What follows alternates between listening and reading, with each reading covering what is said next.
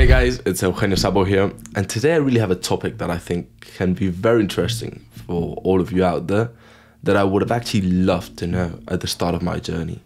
And today we're really going to touch on the topic of sales, how to really sell like a beast.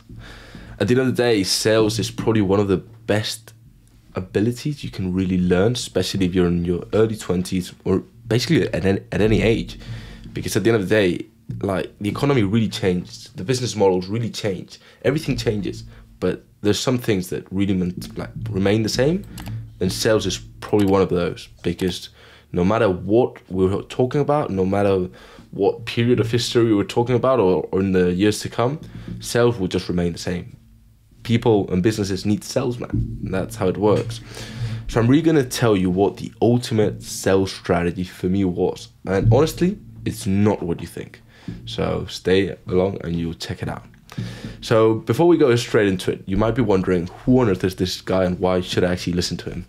Well, I'm Eugenio Zabell. I'm the CEO and founder of Worko Incubator, where we help e-commerce brands add an extra 30 to 100K in monthly recurring revenue in just 6 to 9 months. So look, when I actually started off a while ago, sales was probably one of the biggest pitfalls I ran into. It was one of the toughest things I had to manage. And the reason I say this is because I'm personally quite an introverted person. I like to, if you, for example, get me in a group of people where I don't know anyone, I'm literally going to be very quiet. So I really don't like to be like a pushy person. Now, and I thought sales was all about pushing. And honestly, when I realized that was not the case, that was when everything changed for me. The problem is that with sales, all of us have like a very big stigma. And I think this really comes from all the American movies, such as Wolf of Wall Street, all these kind of famous movies, where you can see Leonardo DiCaprio screaming at the phone. But sales is completely the opposite thing. Because I think the ultimate thing you can do in sales to really be an insane salesman is caring. If you care about your customers, and caring, I don't mean like you seem to care. I mean like you really care. I personally take my customers to a really personal level. Honestly, sometimes I even think about it like, man, you should really relax about this. Because I lose sleep for my clients. And even when I'm actually speaking to them, for them to actually potentially be a client, I really try to understand them. What are their problems? What are they facing? What impact is this having on the business? All these kind of things.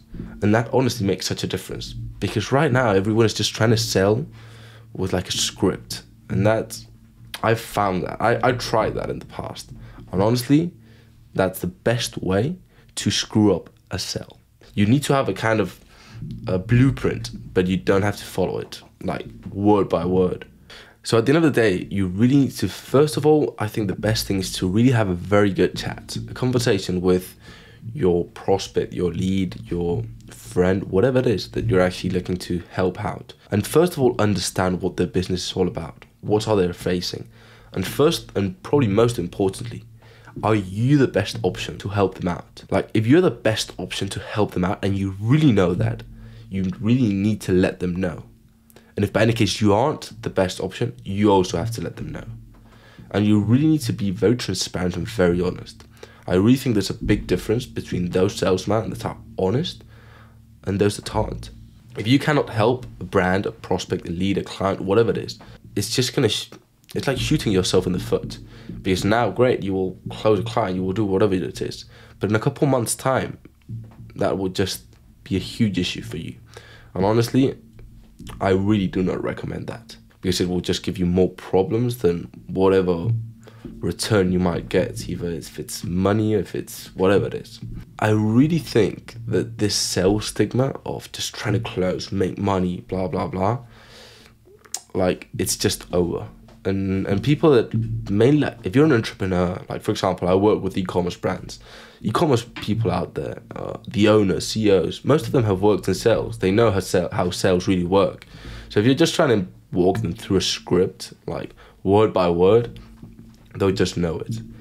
I've really found the best things to really care, to have a conversation, to really understand. And if you are the best option, then and only then you can offer something and help them out. And I think that's the ultimate sales strategy.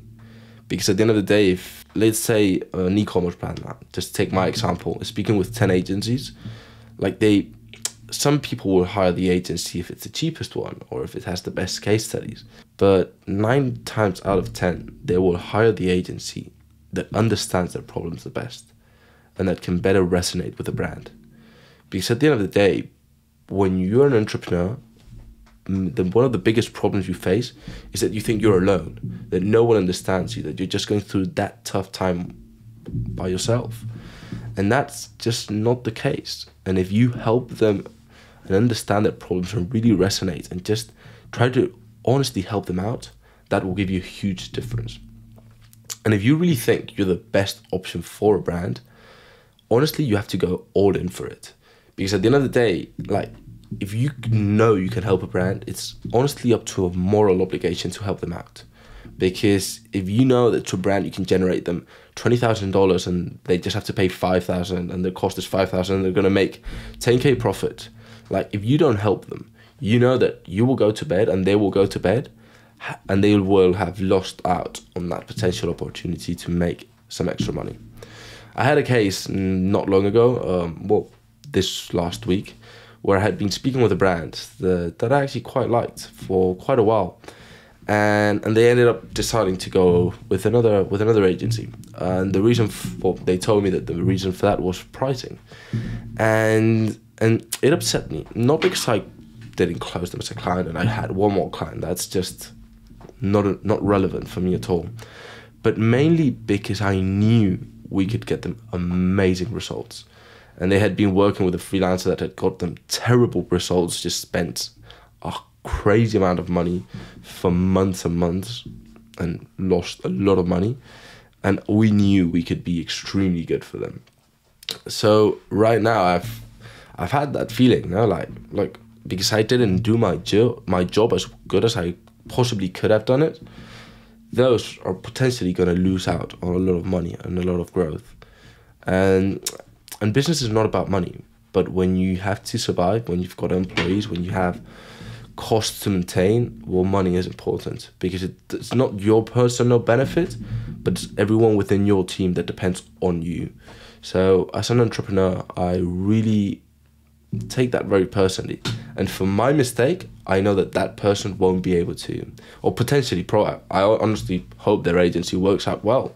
But I know we could have got them the best results in the market, because at the end of the day, we've proved this time and time again that probably we are one of the agencies, if not the agency, with a lower cost of acquisition in probably the whole market. So that really stings when you actually know that client is not going to achieve their goals, or potentially is not going to achieve their goals because of something that you could have done better.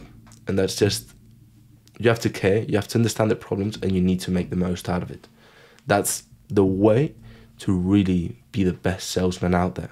And the best salesman is not the pushiest one, it's not the aggressive one, it's not the one with a phone just screaming at everyone. The best salesman is those ones that really care, because there's just thousands of salesmen out there reading a script. So the real way to make a difference for you is to really care and be genuine. If you're genuine and you care, you've got a successful strategy in place. So hope it's been insightful. It's a bit of a different approach, but when I implemented this, honestly, we grew dramatically.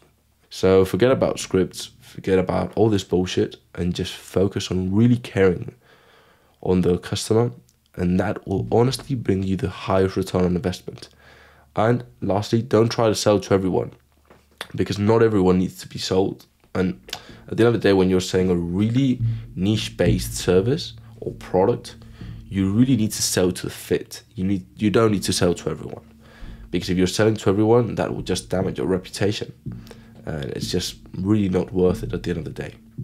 So to wrap it all up, I really hope you enjoyed this video. I really hope it's been helpful and you can implement it and it can be as successful as it's been for me. So if you're an e-commerce brand making anywhere between 20 to 50K per month, and you wish to add an extra 30 to 100K in the next 6 to 9 months, feel free to click the first link in the description and we can have a chat to understand if we're the best option for you. And if that's the case, we will let you know and we can move forward together. So I wish you an amazing day.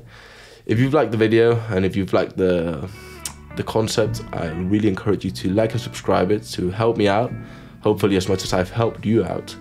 And I wish you an amazing day. Bye bye.